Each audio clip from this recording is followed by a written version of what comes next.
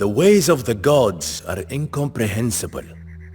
Far more predictable is the path walked by a man who considers himself a god. So too it was for Sargon, the greatest conqueror Mesopotamia has ever known. Like the legendary shepherd that founded our great city, Sargon seemed to have descended from heaven a grown man, crafted by the gods to rule the world. But while his true origins remain a mystery, his earthly story began here, in Kish, a place so beautiful that even the lustrous words of the poets cannot do it justice.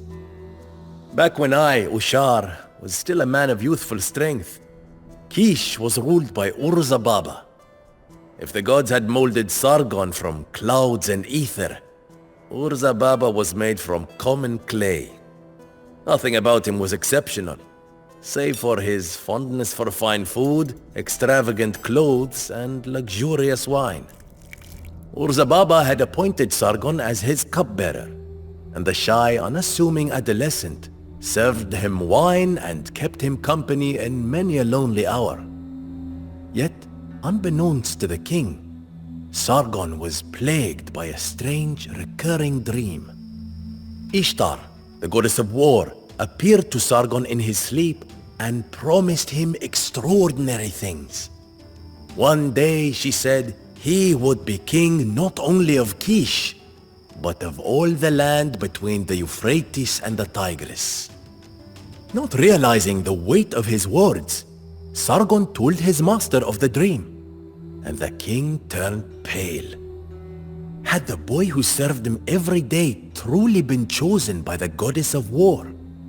Baba could not allow this prophecy to come true. He banished Sargon to the desert, and in doing so, he convinced Sargon that the goddess had spoken truly. Yet banishment was not enough for the frightened king.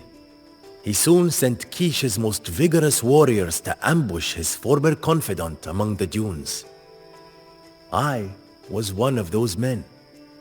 As a smith, I was the strongest, and when Baba ordered me to swap my hammer for a sword, I accepted, but not without hesitation. By now, the tale of the banished servant and his dreams had spread far beyond the royal palace. Many who suffered under Baba's rule saw Sargon as a savior. When I finally caught up with him at a remote well, he was resting in the shade. I left my sword in its scabbard and faced a man who showed no fear. In his mind, he was no longer a simple servant. He was indeed Ishtar's chosen one.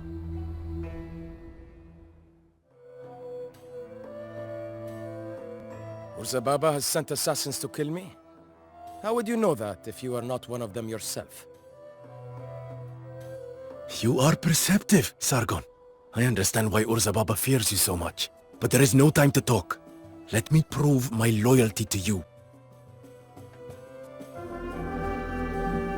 There is the traitor called Sargon. What are you waiting for, Shah? Help us hunt down the renegade.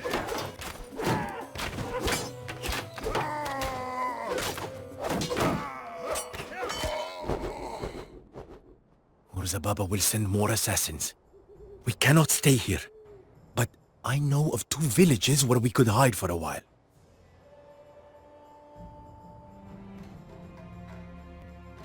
It is Sargon, the chosen one, who it is said will lead us Sumerians into a new age. You may stay with us as long as you wish, and we will support your cause. Our market is open to you. Do not hesitate to send your merchants to us to trade. So, you are holed up in a seedy village, Sargon. My scouts are everywhere. You can escape neither my eyes nor your fate. Baba rules not only Kish, but also Zippar and Borsippa. It is time that these places bowed to Ishtar's will. Baba's forces have occupied several mines in this area. We should seize them.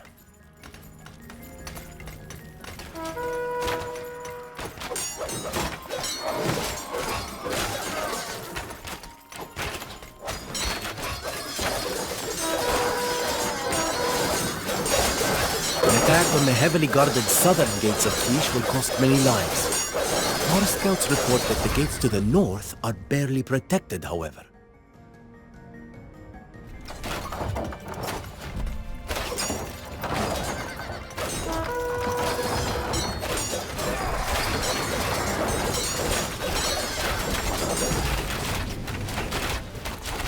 Zipar's place of worship is destroyed. Build a new temple over its ruins so that the inhabitants of the city will follow Ishtar.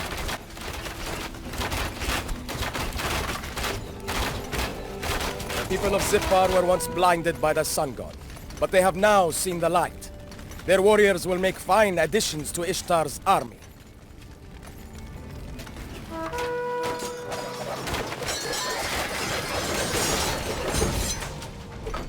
Nothing remains of Borsippa's temple but smoking ruins. Build a new place of worship here so that the people can henceforth dedicate their lives to Ishtar.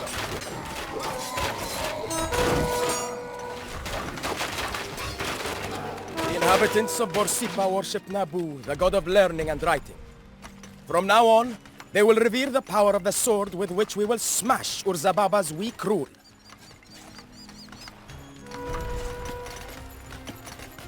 Get away from my land, Sargon!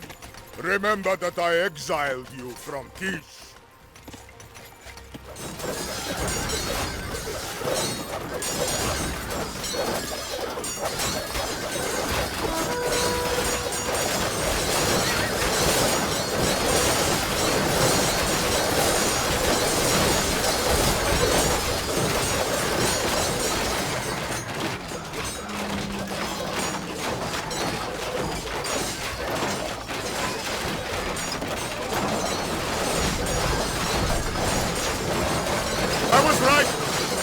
Has come to kill me, just as the prophecy foretold! The taste of death is upon my lips! All is lost! As we entered the royal palace in Kish, I swelled with joy and pride. Sargon had triumphed, and it seemed that this man blessed by Ishtar was truly invincible. Yet in my quiet moments, I wondered if it would ever have come to this if Urzababa had not expelled Sargon. Had we fulfilled a prophecy?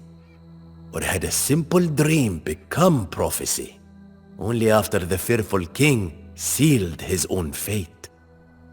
Dreams and oracles, visions and prophecies, it seems that these mysterious forces can be as dangerous to those who believe in them as they are to those who ignore them.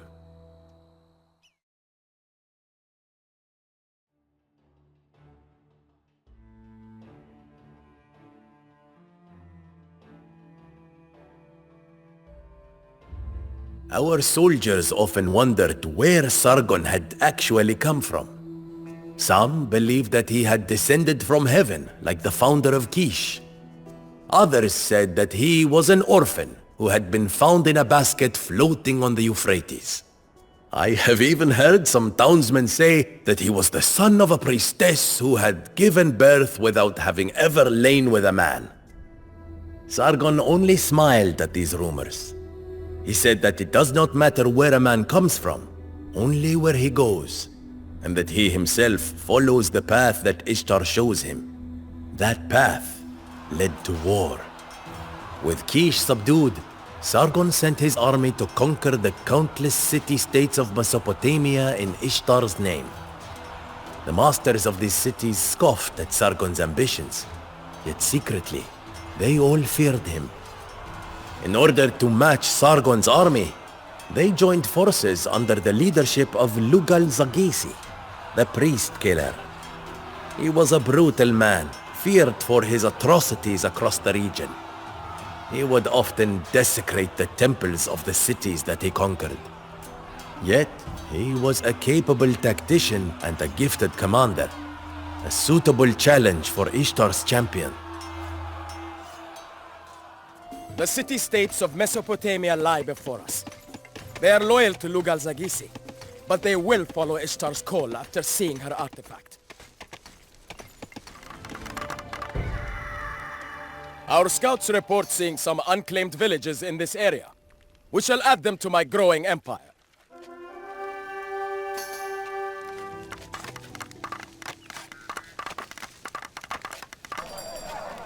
We have constructed a market in this village. As long as it remains standing, the inhabitants will pay tribute to us.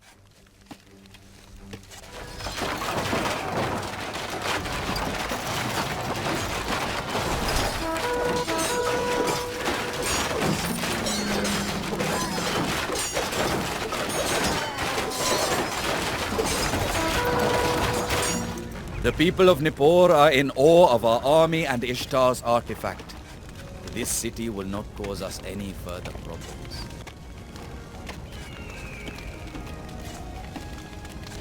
Who do you think you are, Sargon? A holy man? As far as I know, you have only pushed the senile old man from his throne. Do not make the mistake of considering me such a pathetic figure. Oh, and before I forget, I hear that you are spreading rumors among your followers that I am a cruel desecrator of temples. What exactly did you do in Sipar and Borsippa, Sargon? You're a hypocrite, not a chosen one.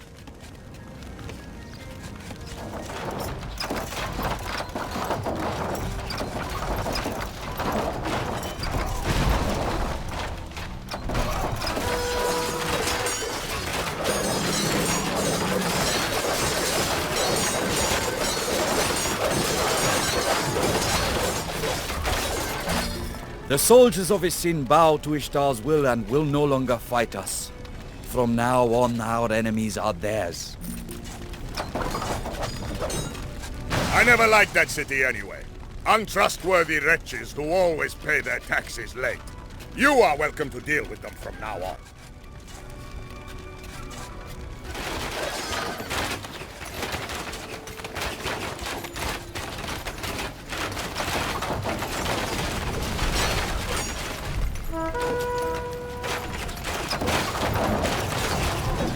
The artifact has come to Larsa. Its residents, common farmers and rich merchants alike, are equally seized by fear and awe. They bow their heads to the goddess and to you, wise Sargon. 3 enemies defeated. Only 1 city-state left. In the name of the goddess of war, we will conquer even the most stubborn. What are you waiting for, my soldiers? Victory is within reach. Not so fast, Sargon. You might impress some frightened city militias with your cheap artifact, but not me. Prepare to fight real soldiers. Now let us see if that self-proclaimed chosen one is immune to our swords and arrows. Charge! Well, well. We will soon find out which of us bit off more than he could chew, Lugal Zagisi.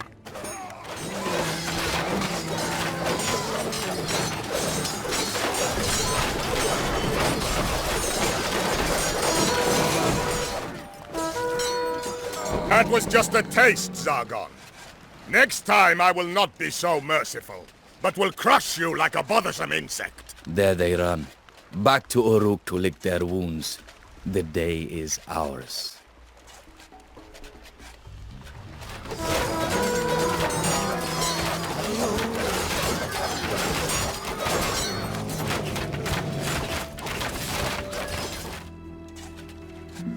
The inhabitants of Shusha realize that their resistance is futile, for mortals cannot defy the divine will.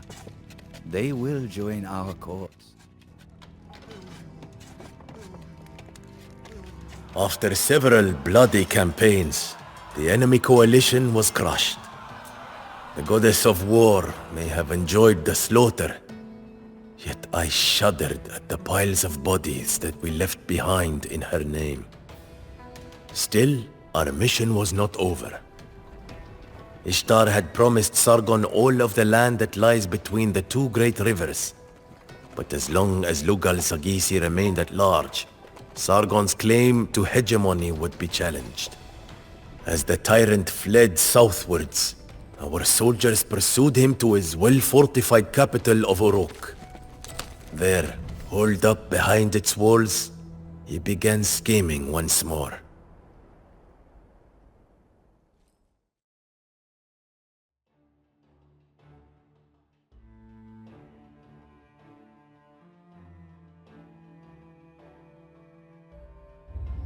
Once, as Lugal Zagisi was burning down a temple, a dying priest uttered with his last ragged breath, "The blood of the innocent will be paid for by the blood of the one." Not one to ignore a second prophecy, Sargon took the priest's words to heart when reports of them reached his ears. They became a mantra that our soldiers echoed as we marched on Uruk. We knew that Ishtar would guide our way and grant us victory once more. It is time to end Lugal Zagisi's reign of terror and unite Mesopotamia. Uruk shall belong to a rightful king, not a corrupt desecrator of temples. What do we have here? A chariot maker that supplies Lugal Zagisi's army. Burn it all down.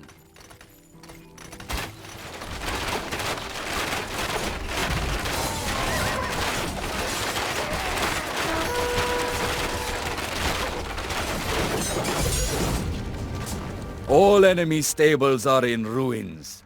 Lugal Zagisi will have to do without chariots from now on.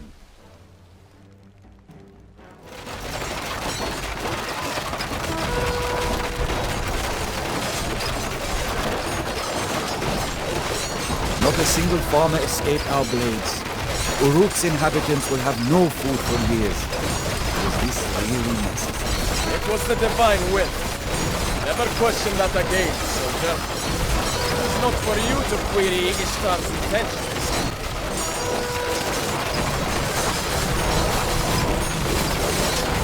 Do not dare touch me, you unworthy vermin! I surrender! But do not treat me as a common criminal, I beg you. A king deserves better. When we captured Lugal Zagisi, we did not kill him right away. Forcing him into a yoke like a common criminal, we paraded him all across Sargon's new kingdom. We took him as far as Lagash, within whose ruins the dying priest had pronounced his prophecy. The evil defiler looked old and frail as he knelt in the temple ruins for his execution. His death ended the age of kings that had guided the fortunes of Mesopotamia for centuries. Now it was up to Sargon to shape his new empire, and it soon became apparent that he had ambitious plans. Plans that chilled my blood.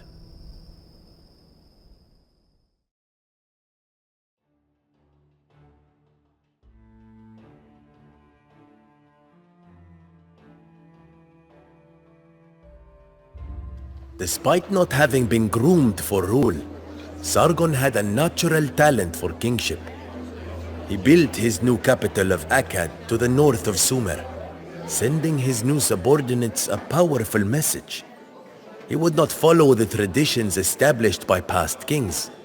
No, this was truly a new beginning. An enormous court soon surrounded Sargon. More than 1,000 servants, priests, scholars, and soldiers populated the king's palace, and they all had to be fed and paid. Sargon therefore turned his sights on neighboring kingdoms. Once, dominion of Mesopotamia had been the sum of his ambitions. But Sargon had changed. The larger his entourage grew, the more he pushed his old companions away. And the greater the riches he amassed, the greedier the flickering in his eyes seemed to me. He hardly spoke of the goddess of war anymore. He no longer visited her temples, nor offered her sacrifices. It seemed that as his power grew, Sargon forgot to whom he owed his throne. And now, as he rallied his armies to conquer the kingdom of Elam, he tempted her wrath.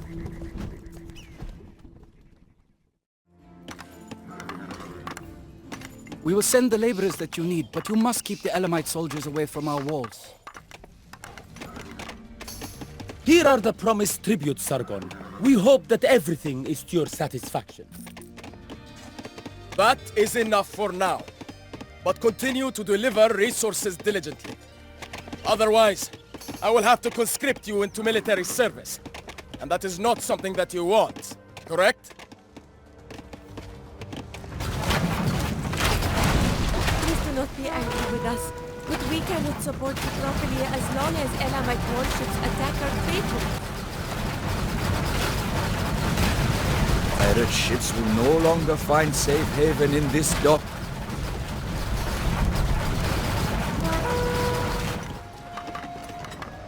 Praise the gods for sending a Sargon to deal with the pirate scum terrorizing our shores.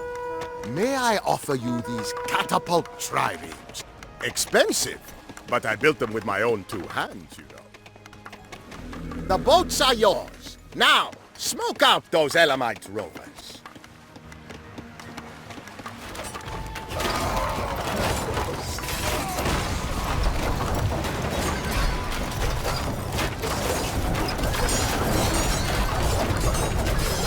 Another Elamite dock goes up in flames. The enemy is among us! Send soldiers to help us, Your Highness! The pirates of Elam have been driven from these waters. Now we can resume trade with the East and use its profits to support your campaign. Oh, great Sargon!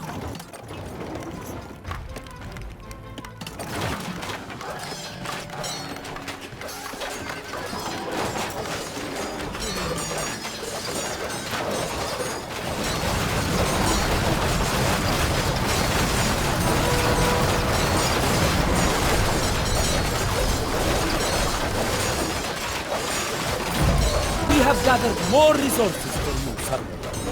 Elam is defeated. The few who have escaped our hails of arrows flee into the desert to hide. Victory is ours.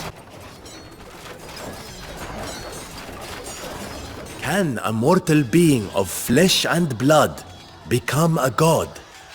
I asked myself this question more and more often as we embarked on a brutal campaign of conquest through lands so distant that I would never have imagined visiting them. The divine will, which Sargon once received and taught his followers, was now indistinguishable from his own. He made it abundantly clear that his will was to enlarge his empire, whatever the cost. I was not the only one who noticed our king's change of character. Discontent brewed among the population. Many of the soldiers, tired and spent from constant campaigns, harbored thoughts of treason.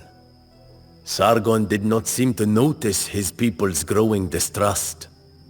Caught up in his own world where friend and foe alike gave way to him, he was already planning his next conquest, a campaign that would lead us even deeper into darkness.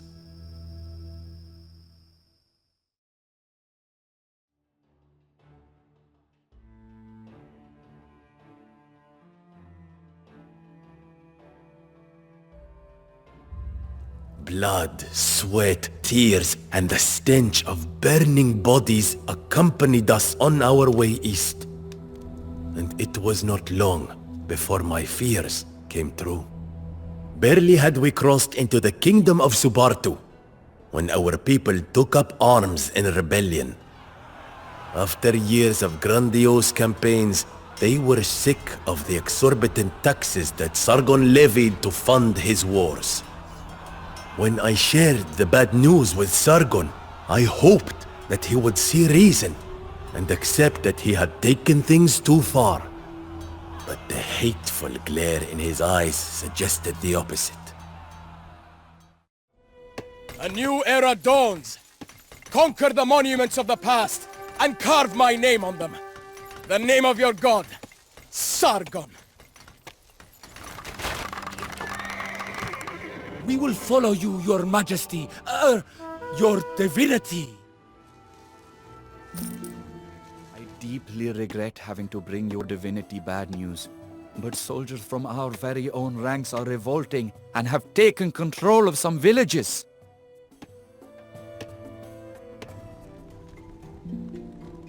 Oh, Sargon, We have been wandering the desert for weeks and have run out of food and water. Feed us and we will make you our lord. We will never forget your mercy, Sargon. Anyone who besmirches your name will be held accountable by us.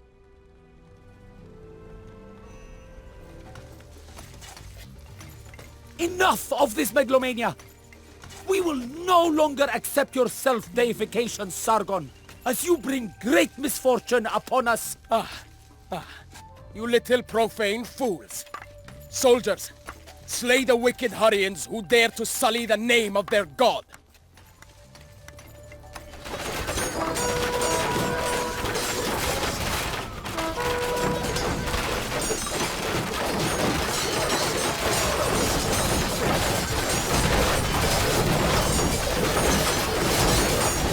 What will happen to anyone who dares oppose Sargon's work and will?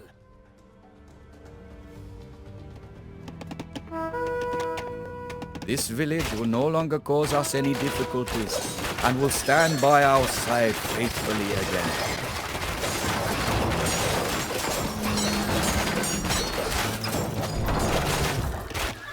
Another village is ours again. In gratitude, its residents kneel in the dust to pay homage to Sargon.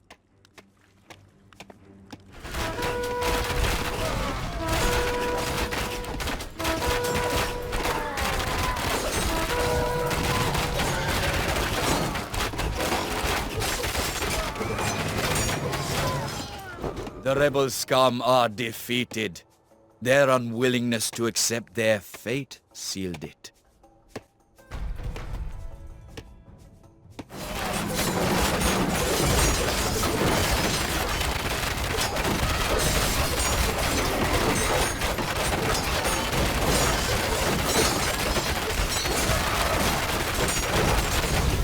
We have captured a monolith. Mesopotamia is not enough. The divine realm of Sargon will continue to grow. I shall walk the ruins of Subartu, and its people will kneel before me! Can a mortal being of flesh and blood become a god? The answer is no. No matter how much power a man attains, anyone who towers too far above others is doomed to fall in the end. Sargon was the king of kings, the most powerful man that had ever walked the earth. His empire, the first that mankind had ever seen. In the temples, Sargon had replaced the statues of the gods with statues of himself. And now, truly believed that he was divine. Yet I had seen him bleed. I sought him out after the sack of Subartu, only to find him standing atop a mountain of gold and corpses, precious stones passing through his fingers. He did not listen when I told him that this madness had to end. Once, I left my sword in its scabbard to spare the man who would be my king. But things were different this time. This was no man standing in front of me. No deity. It was an evil demon from the underworld, striding the earth to claim the souls of the innocent. I then remembered the prophetic words. The blood of the innocent will be paid for by the blood of the One. I plunged my blade deep into Sargon's chest. As he stared at me with wide eyes, a strange, wicked smile appeared on his face. Even in the face of death, Sargon never ceased believing in his own immortality. I have no such delusions. As old age withers my once supple frame, I welcome the journey to the afterlife, satisfied that no more innocent blood will be spilled in the name of this false god. Yet, I fear Sargon's legacy. The vices of power and a desire for divinity can inspire grim changes in even the most noble of men. I can only pray that for every haughty Sargon, there will be a humble Ushar, guided not by delusions of grandeur, but by a simple conscience of what is right and what is wrong.